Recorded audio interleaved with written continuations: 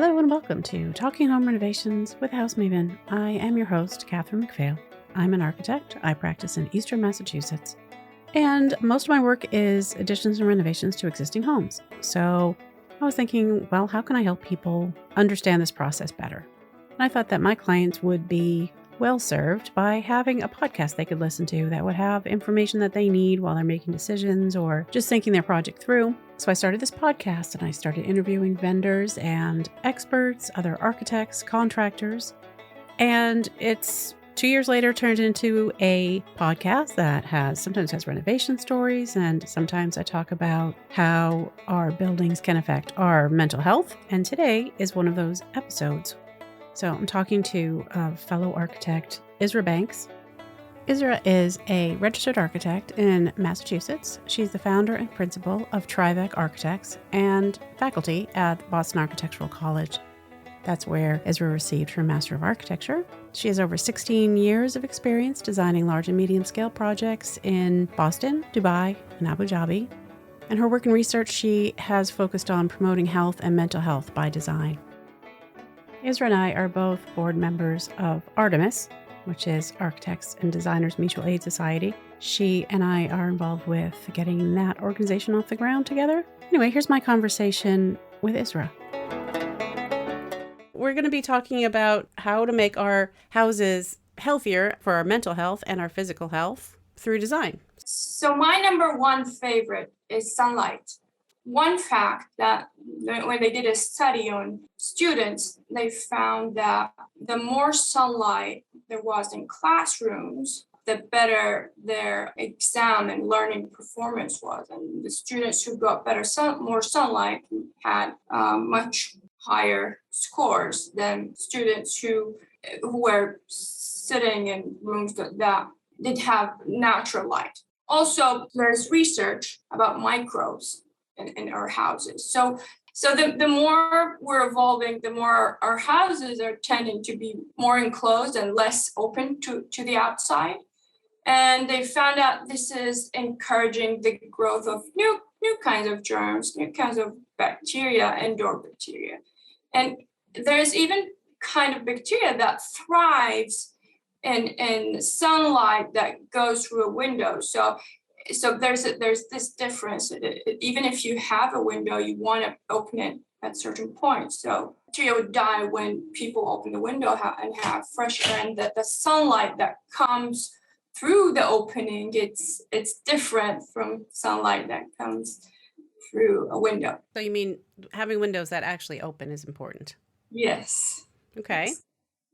So, it improves mental health. It improves learning abilities and all that. Probably my second favorite would be privacy. Now, privacy, that's something that I'm into. I don't know if we have talked about it previously, but I'm not a fan of open plan, of everybody just being in the same room all the time. Is that what you mean by privacy? Well, I don't mind open plan, but it depends. What you want to have is a certain sequence of privacy levels. You want to have, the public, semi-public or semi-private, and then private. So, and the other thing, you need people to have choices so they don't use the same route all the time. One study, I think one of my professors did, his name was Herb Childress. He did study on houses that you have entry. So this is not much about privacy. This is about family relationships. But it falls into the organization of the house. So he had entry, stairs, and then children go up to their bedrooms once they come from school immediately. And the other setting is entry, living room, stairs, they go up to their bedrooms. And they found that families who have their children pass through the living room and then go to the stairs, they might meet mom, dad, another sibling and go up. They had better school performance and better school behavior than children who came immediately from school and the stairs was in the house entry and then went up immediately. So this is a how do you put it? Proximity versus privacy, or you're giving them an option to meet mom and dad, not just complete privacy. So that's kind of the opposite. But again, you need to think about these privacy levels, like when people have complete privacy, when do they have a semi, and it needs to be well thought, and there needs to be clear boundaries about what's public, what's private. So what would a clear boundary look like? Meaning A door. a door. Door.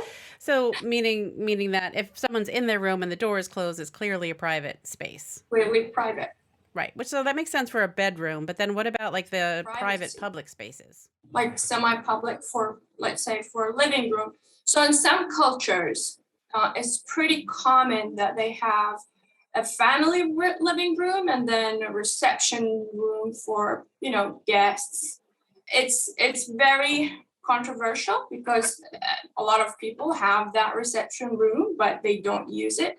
And it's just for, parties and occasions. But I don't know, if you look back in history all the way back to Sumerians, that you find that someone posted a plan on Facebook of the architects group, a plan and on a stone from the Sumerian times, and it had that setting. It had a reception room, and then the courtyard. That's when Leslie was putting it as the open concept, because all the activities happen in the courtyard, where they're cooking, they're having their daily conversations, all the daily activities, and then the rooms are in private rooms and bedrooms gets around the courtyard. Or when you look at it, you see that guests are rarely, unless they're family, they're rarely in the courtyard. They're outside, and that's when they had. I don't. We don't have records from that period, but another period is when they had a guest for longer period. So if you have someone who's going to stay for a couple of weeks or a month, they have kind of their private wing to the outside of the side of the house. So did those guests ever get to go into the courtyard? I mean, I would think if they were there Probably that long. they would do for breakfast, or depends on if they're men. I don't expect them to be in the courtyard at this period of time. Okay. Yeah. Well, if they were just men, they're probably going to have their breakfast in their wing with other men. What if they're women, or would women not? If they're women, I would assume that they would spend. Well, it depends on how comfortable they are.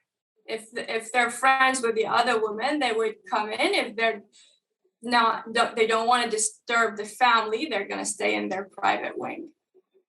So what period is this that you're talking about? That would be Islamic period. That was still happening. I worked in Abu Dhabi, and it was very clear. They're still using it in their traditional homes, and they call it majlis, which means sitting.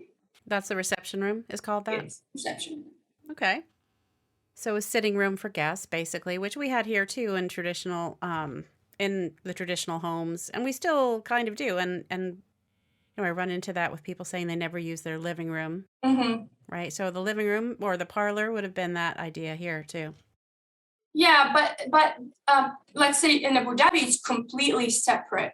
So I know that the reception room, that the level of privacy is completely clear that this is kind of a different. Some houses or some villas, it's completely separated from the residence.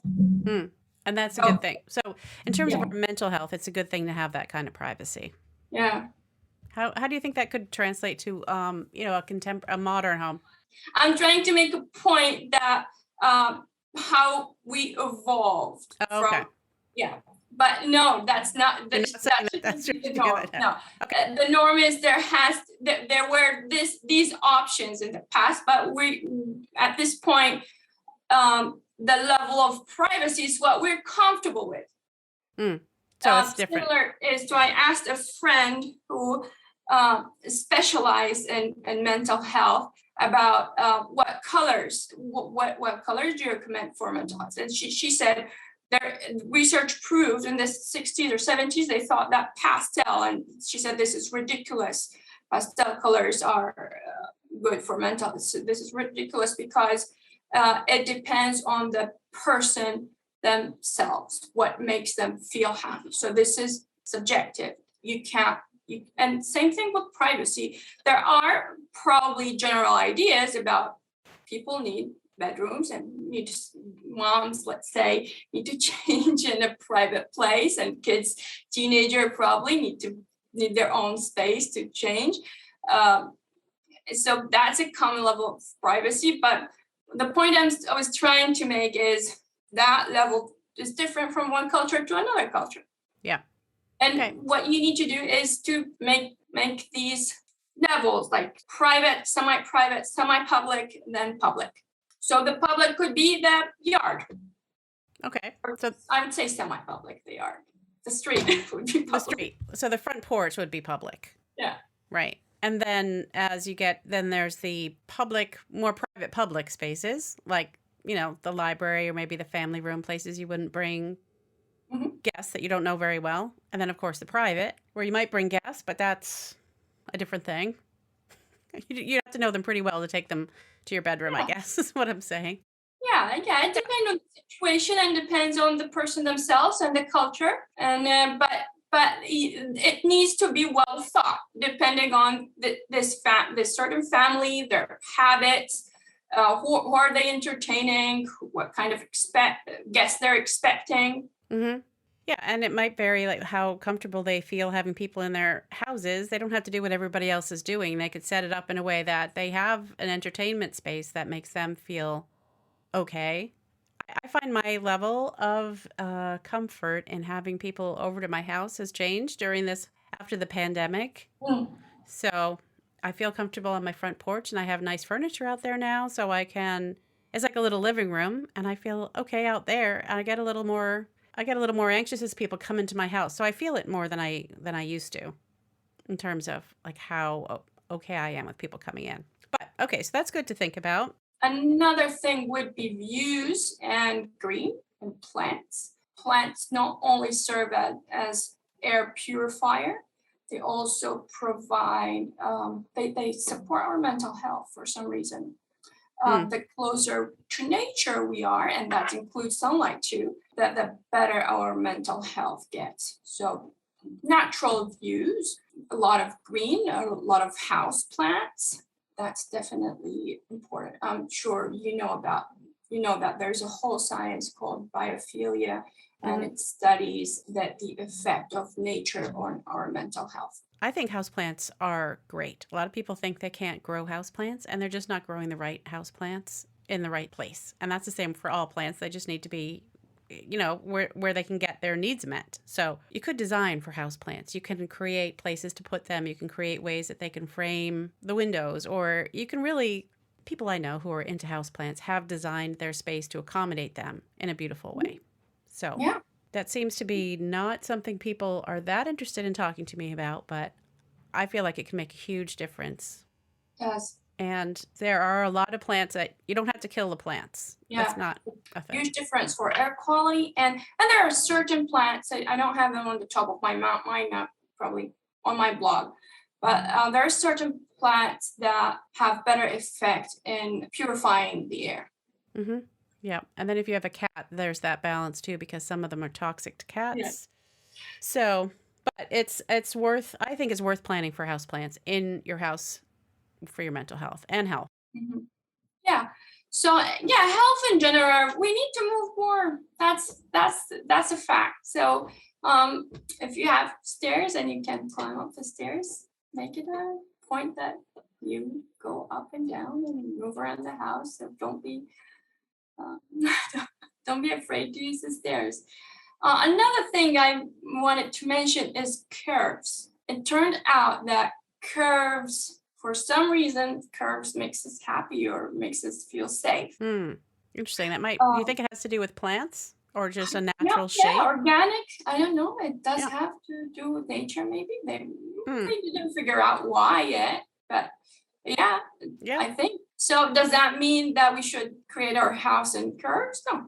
That is, if it's going to be expensive, no, that's going to be ridiculous to Yeah, that's a little have expensive. curvature rooms, but they do. So maybe we can use a piece of art or a piece of furniture if that's affordable. It depends on their budget, but curves do make us feel happy and safe. I have this idea that the next house I'm going to move to is going to be a little cottage-like house with round doors and windows, round top.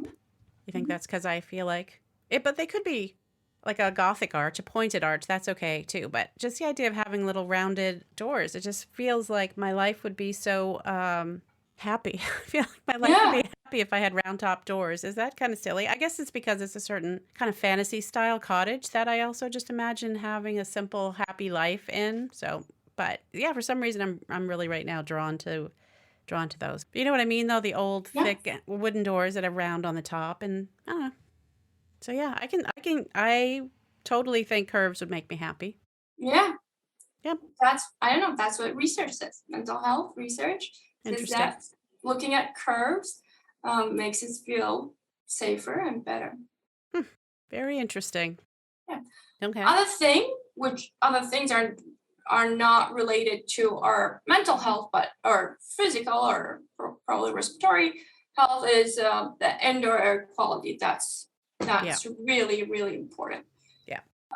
Again, we need to ventilate, and it turned out mechanical ventilation does not do as good job as natural ventilation does. So if you can open your windows, open them as much as you can. I think each one of them, even myself, needs a reminder to use operable windows most of the time. Yeah.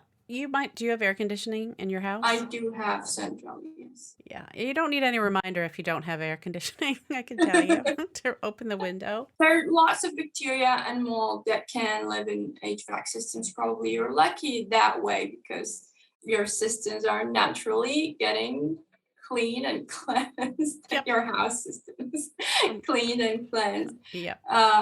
There is a Legionella or mold that can live in HVAC, so these needs to be checked.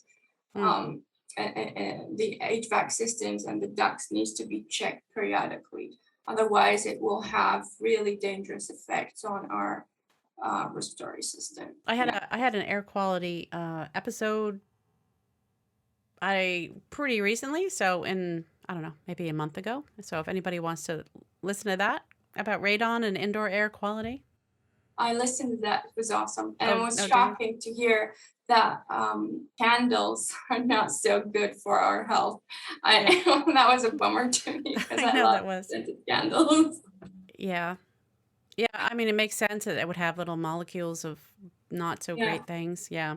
yeah. It is a little disappointing to hear that though. I agree. All right. So is there anything else people should be considering when they're So if they're buying a house, I would recommend they look into a walkable community or a walkable area. That mm, would make a big difference. yep.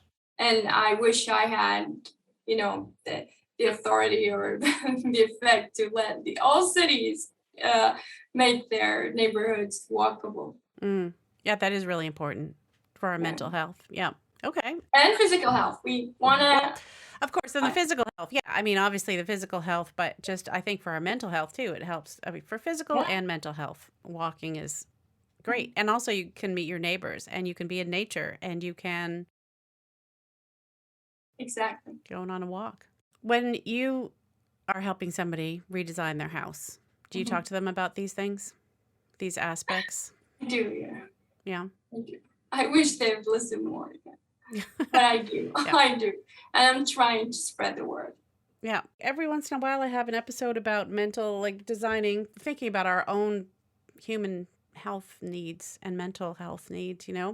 in what we're designing. I think people get kind of caught up in like Instagram photos and beautiful pictures of whatever other people are Yeah. doing, and they kind of lose track. Like today, you could open your windows and you could put out some house plant. You could go get some house plants and take a walk. Yeah. Make things I feel a little forgot to better. mention one thing. One really striking thing. They said, as a culture, we spend so much money on supplements and trainers, and we don't pay enough attention to what we're breathing and the spaces we're living in. And if we just put a bit more effort and not that much money, that would make a lot of difference. And we're completely neglecting them. As a society, there are trillions are being spent on, dietary supplements. Yeah, and just like there are simple things we can do. It might seem like we don't have $200,000 to do a bunch of things to our house, but we can do a few really important In your things. window. Open your window, right? Well, thank you, Isra. Oh, thank you. Thanks for having me. Thanks again to Isra for joining me. And if you'd like to see more of Isra, you could visit her website, which is trivecarchitects.com. That's TRIVEK-ARCHITECTS.com. I'll have the other links in the show notes. Thank you for listening, as always. And also in the show notes, you will find many helpful links. So go check them out. And my website is linked there. My architecture website is linked there. My social media accounts are linked there. If you have suggestions or comments, I love hearing from you. I haven't heard from anybody lately, so send me an email at thehousemavin@talkinghomerenovations.com. I guess I'm bragging now, but I understand that I am number one in home and garden in Armenia. So for that person listening in Armenia, thank you very much. I do find that pretty exciting. So if you go to my website, talkinghomerenovations.com, you will find episode enhancements. Episode enhancements are more information about these episodes where we can't put photos in the show notes. So often I have photos or other tidbits of information. So check those out on the website. I also have transcripts. We're building all the transcripts in there. Not quite there yet, but getting there. There's information about being a guest. If you think you have a great story, please apply to be a guest. I would love to talk to you about it. You can catch up on past episodes there. If you want to join my mailing list for a weekly dose of the episode enhancement coming straight to your inbox, you can sign up for my mailing list. And the link, of course, is in the show notes. I have a getting started booklet if you're wondering how to start anything. It's just a bunch of writing that I have done on the subject, and it is free for signing up for my mailing list. But anyway, that's also on my website. And if you're in Massachusetts and you need another set of eyes on your design, or you need some design advice, I've got an Ask an Architect design helpline. Of course, you know where the link is in the show notes. This podcast is a member of Gable Media, which is the most engaged AEC multimedia network on the planet. Check out the podcast and video channels that are part of that network at gablemedia.com. That's GABLMEDIA.com. This podcast is a production of my architecture firm, Demios Architects, where we believe that architects are for everyone. So until next time, take care.